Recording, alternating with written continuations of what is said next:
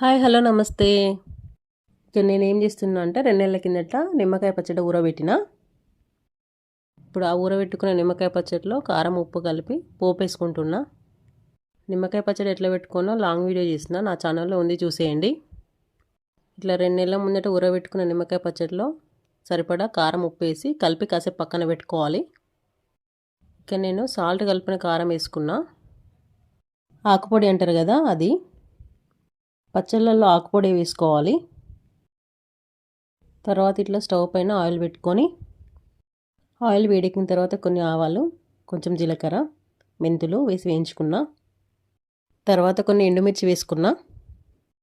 ఎండిన కరివేపాకు వేసుకున్నా. తర్వాత కొంచెం పసుపు, కొంచెం ఉప్పు వేసి మంచిగా కలుపుకోవాలి. తర్వాత స్టవ్ ఆఫ్ చేసుకోవాలి. స్టవ్ ఆఫ్ చేసుకున్న తర్వాత ఎల్లిపాయ వేసుకోవాలి. కొత్త ఎల్లిపాయలు తెచ్చి దాన్ని జీలకర్ర వేసి మిక్సీ పట్టిన, దీన్ని స్టవ్ ఆఫ్ చేసిన తర్వాత వేసుకోవాలి.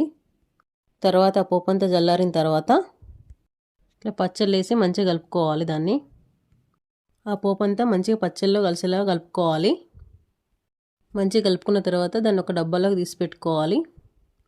వీడియో నచ్చితే మీరు కూడా వేసుకోండి పచ్చడి. అలాగే సబ్స్క్రైబ్ కూడా చేసుకోండి.